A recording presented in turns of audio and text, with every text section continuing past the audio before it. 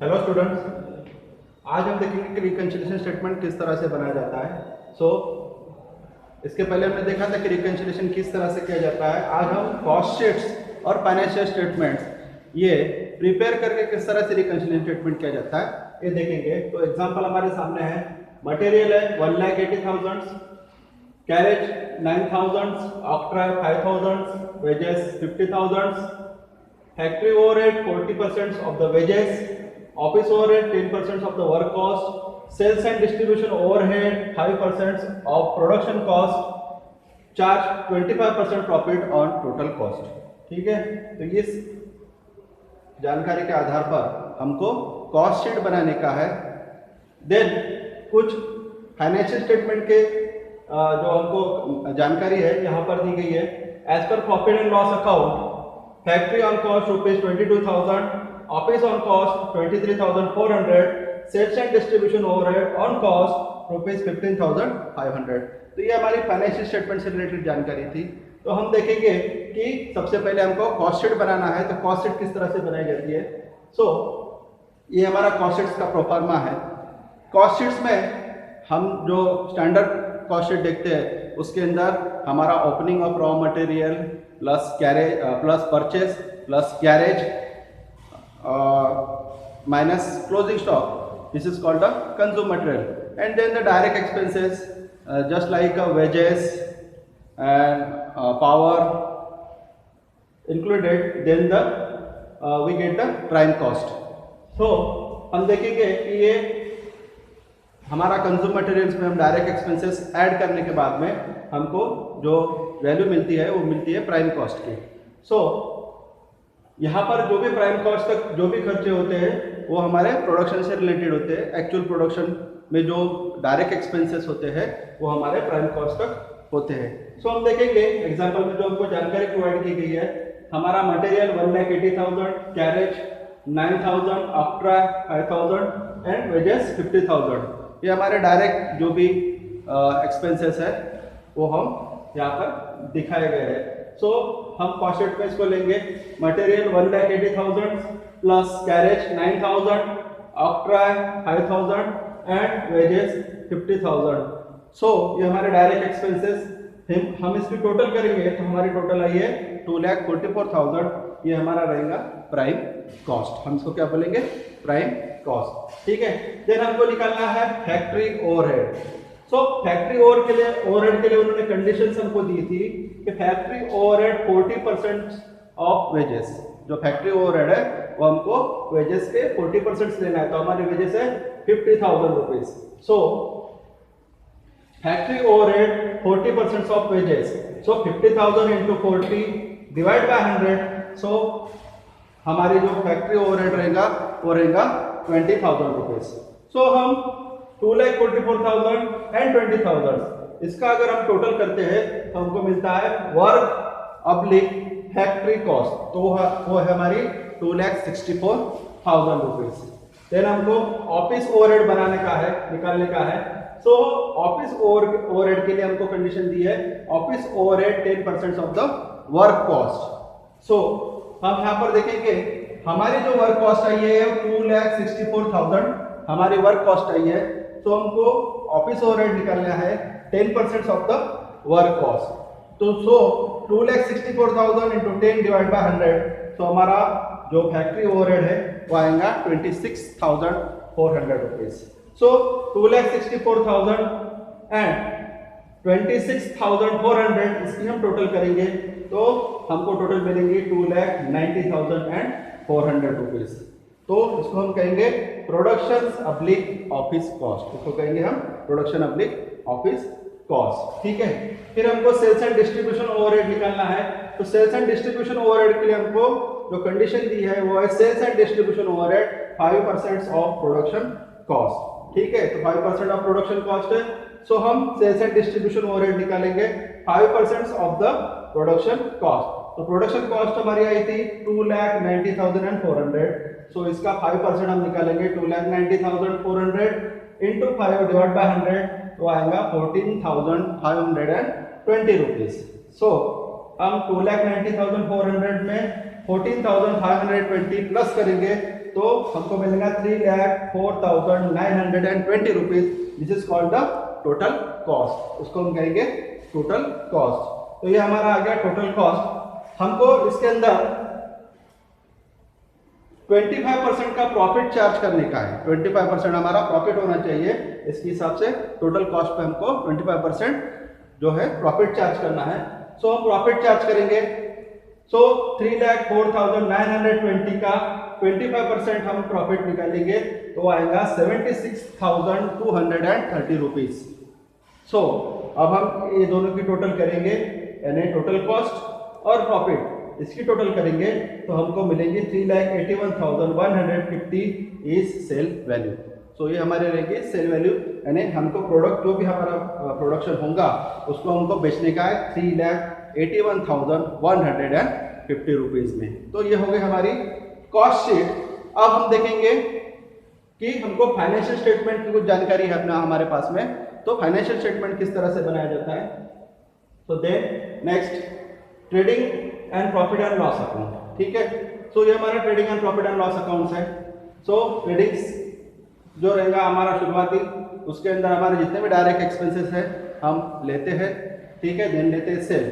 तो हमारी जानकारी के अनुसार हमारा जो मटेरियल, कैरेज, ऑक्ट्रा, ये हमारे जो भी पद है वो जैसे के वैसे रहेंगे। सो हम ट्रेडिंग अकाउंट में लिए to material 1,80,000, to carriage 9,000, to octroi 5,000, to wages 50,000।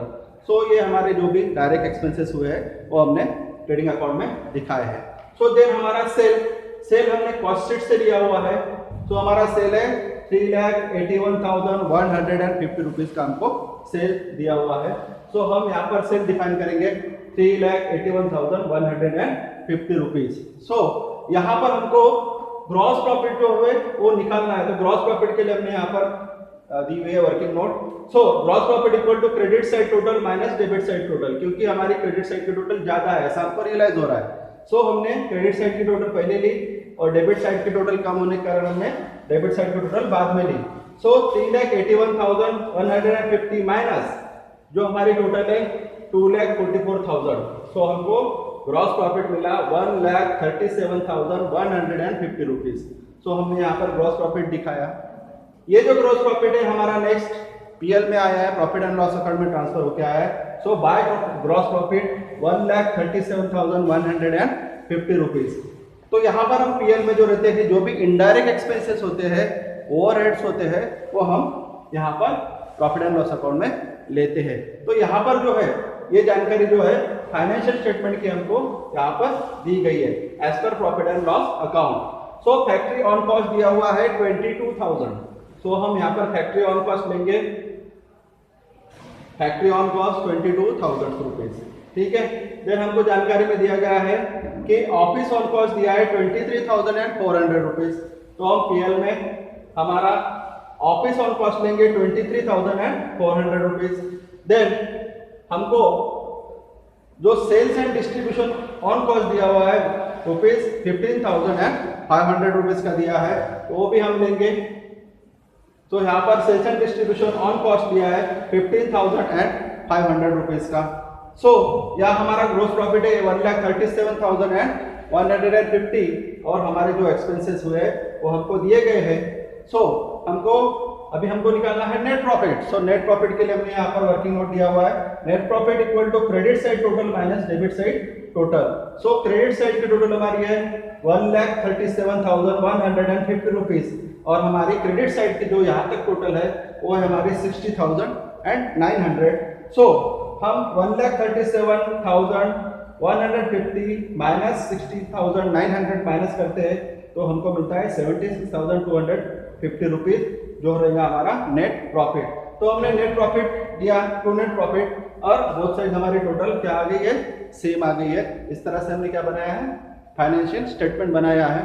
अब हम देखेंगे कि दोनों तरफ यहाँ पर जो है नेट प्रॉफिट आया हमारा 76,250 76,250 और हमारा कॉस्ट शीट में आया प्रॉफिट 76,230 रुपीज, यानी 76,230 रुपए। उधर आया 250, इधर आया 230 रुपए। तो दोनों में डिफरेंस दिख रहा है हमको सो हम रिकंसिडर करेंगे इसको कि क्यों डिफरेंस गिरा है, कुछ जो एक्सपेंसेस है उन्होंने उसमें भी डिफरेंस हमको दिख रहा है, तो हम देखेंगे कि डिफरेंस किस तरह से गिरा हुआ है। सो ये हमारा रिकंसिलिएशन स्टेटमेंट है। इसमें हम सबसे पहले profit as per cost sheet लेते हैं, जो हमारा प्रॉफिट हुआ है 76,230 रुपीज, जो हम देख लेंगे हमारा प्रॉफिट है 76,230 रुपीज। तो हमने रिकंसिलिएशन स्टेटमेंट में लिया 76,230 रुपीज। तो हमारा statement over charge expenses and under charge income in cost sheet, ठीक है, जो भी खर्चे कॉस्ट शीट में ज्यादा होंगे वो हम ऐड में लेंगे, और जो इनकम हमारी कम रहेंगी वो भी हम, जो कॉस्ट शीट में इनकम कम दिखाई गई होंगी वो भी हम ऐड में लेंगे। दूसरा स्टेटमेंट है हमारा over charge income and under charge expenses in cost sheet. जो इनकम है वो हमारी कॉस्ट शीट में कम ज्यादा दिखाई गई है, और हमारा जो खर्चे जो है कॉस्ट शीट में अगर कम दिखाए गए होंगे तो हम वो लेस में लेंगे। सो हम देखेंगे कंपेरिजनली।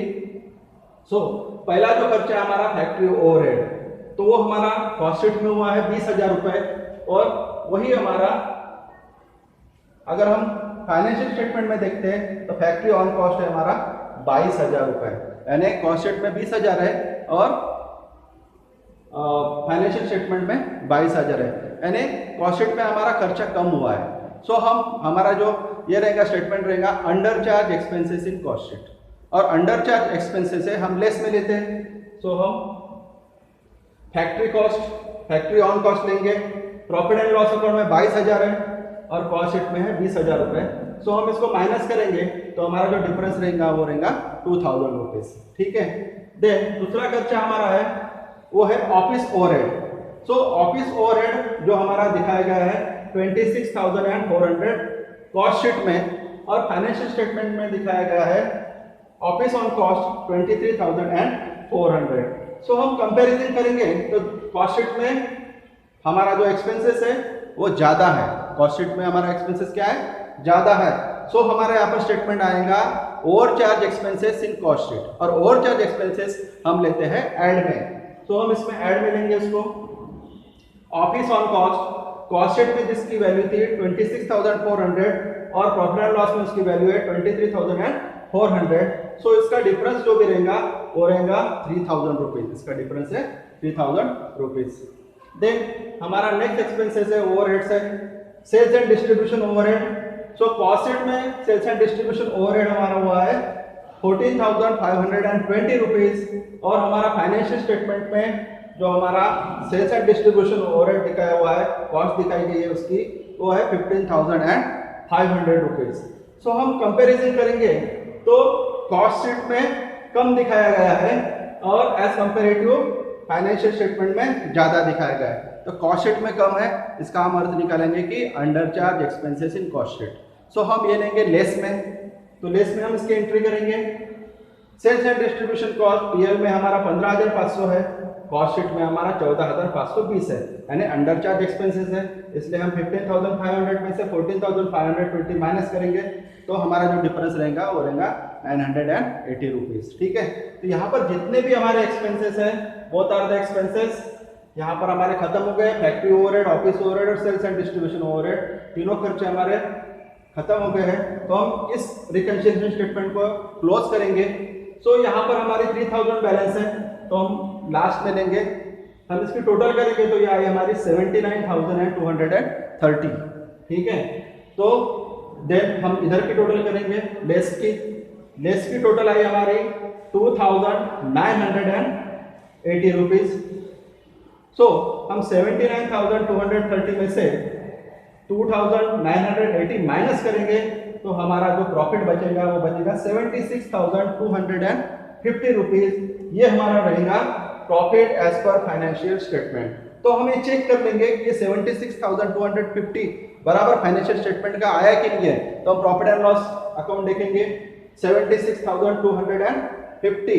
सो हमारा प्रॉफिट बराबर आया यहाँ पर 76,250 रुपीज। तो इस तरह से हमको फाइनेंशियल स्टेटमेंट्स और कॉस्ट शीट ये दोनों भी जो स्टेटमेंट रहते हैं इसको हमको कंपैरिजन करके एक रिकंसिलिएशन स्टेटमेंट बनाना होता है, और रिकंसिलिएशन स्टेटमेंट में दोनों के जो प्रॉफिट्स है वो हमको कंपैरिजन करना होता है कि भाई ये प्रॉफिट क्यों कम ज्यादा हुए हैं और इसमें कहाँ कम ज़्यादा हुए, इसके लिए हमको ये क्या बनाना पड़ता है, रिकंसिलिएशन स्टेटमेंट बनाना पड़ता है। ठीक है, तो आज हमने ये कॉस्ट शीट, फाइनेंशियल स्टेटमेंट और दोनों में से दोनों को मिला के हमको रिकंसिलिएशन स्टेटमेंट कैसे बनाना है ये हमने देखे। धन्यवाद।